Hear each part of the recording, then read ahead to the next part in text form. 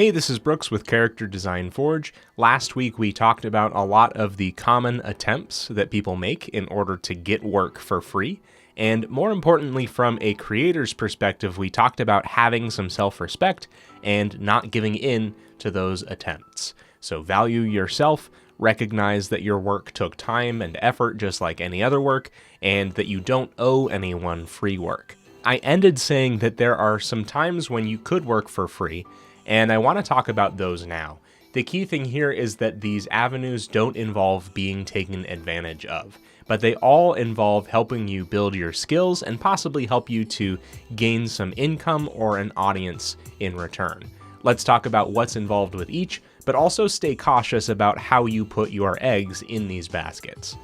Let's start with portfolio projects. The idea here is that you're creating work that you'll put on display in a portfolio, with the intent of attracting clientele that would like similar work. Now, one of the tenets of a portfolio is that the work in it, the work that you make in it, is the kind of work you'll be hired to make. So while there is a certain breadth of work that you should include, that we can talk about another time, making what you want to make is a good way to get hired making what you want to make. So why not make it fun?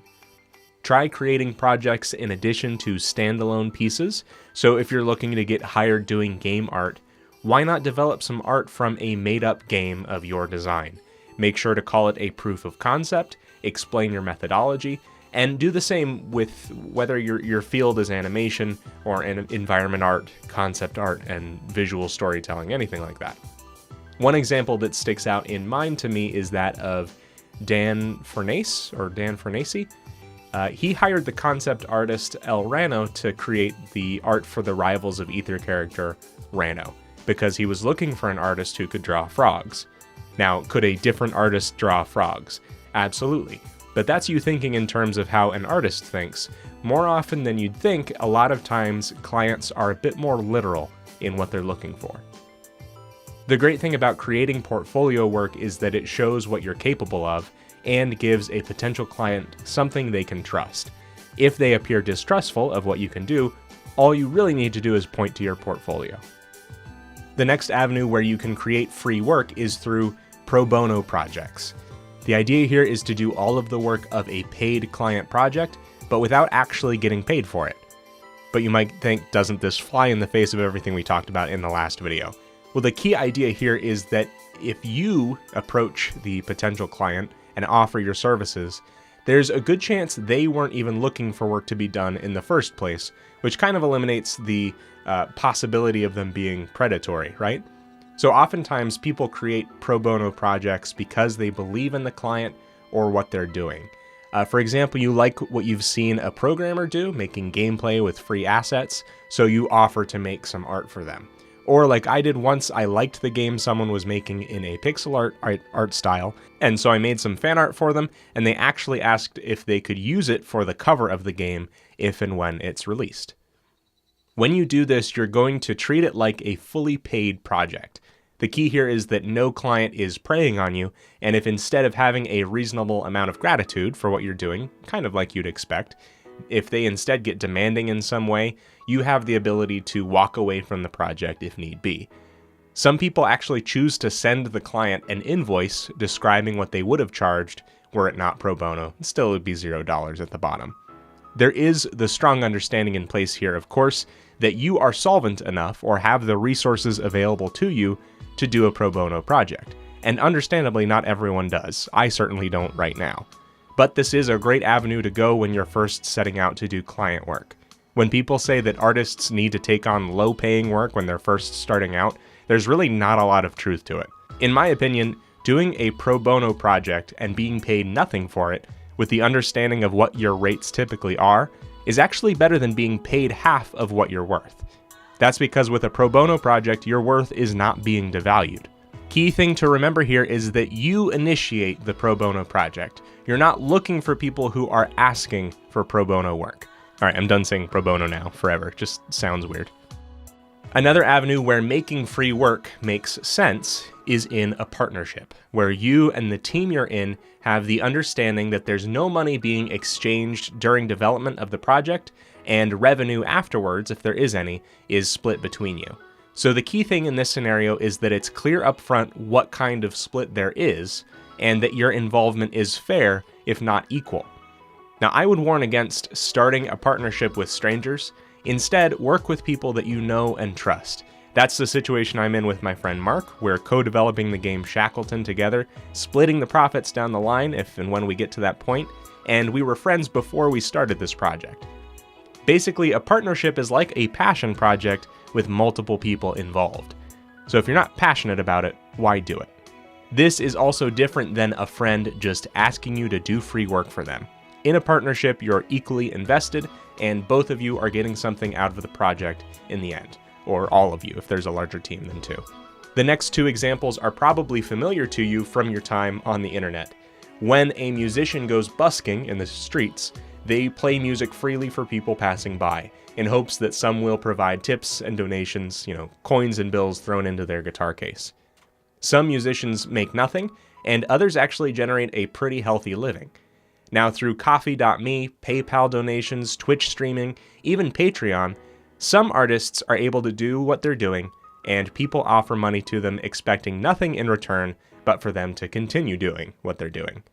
Not every Patreon or online work is an example of this. For example, my own personal Patreon page falls into our next option.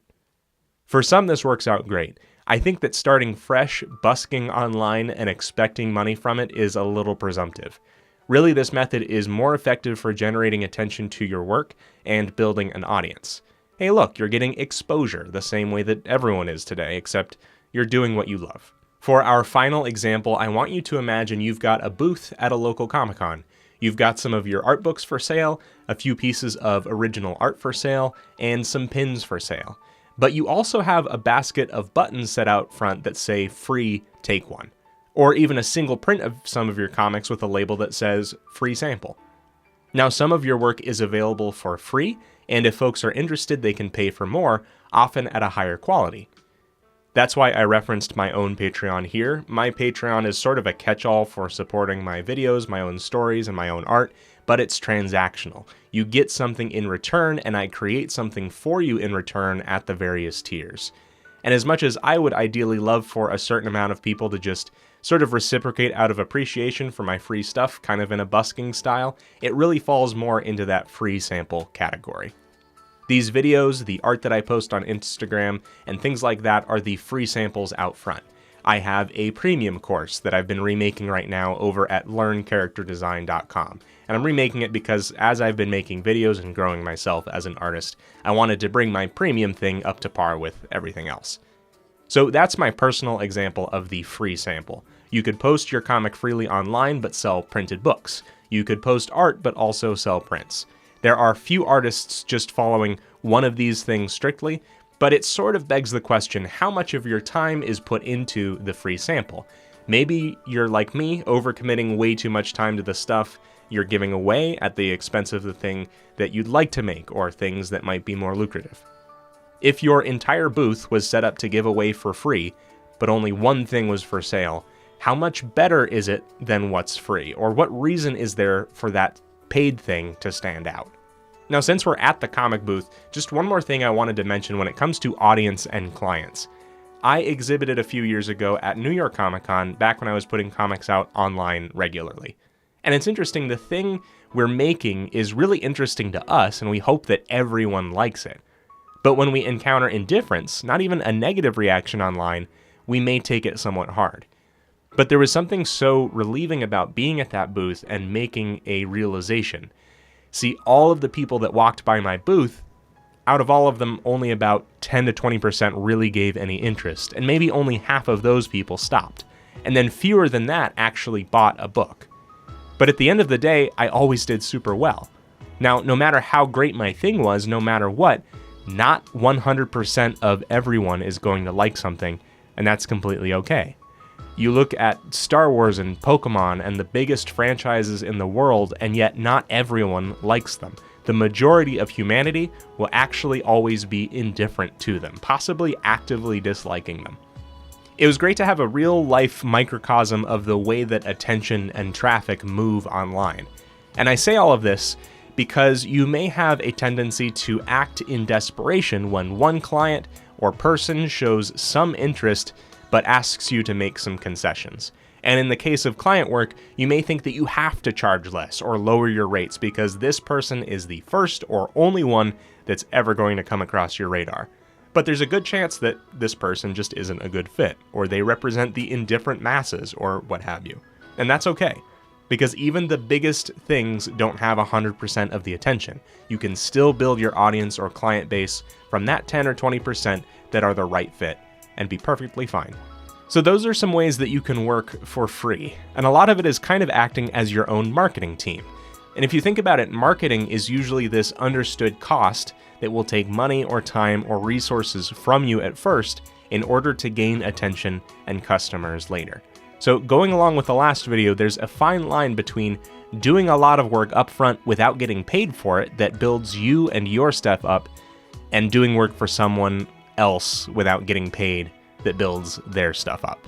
So keep your head on straight out there and stay vigilant. That's it for me today. I'm making new videos every week here on Character Design Forge. Subscribing on YouTube lets you know when new videos are made available. If you'd like to support me and, busk along or get a personalized video critique in return, I'm the one doing the busking, not you in this case. You can go to patreon.com/bageldenizen and get a ton of stuff in return, like that video, or high-resolution versions of art, stuff like that. If you'd like to follow me elsewhere, it's @bageldenizen on Instagram, Twitter, and Twitch. Thank you so much for watching, and have fun creating.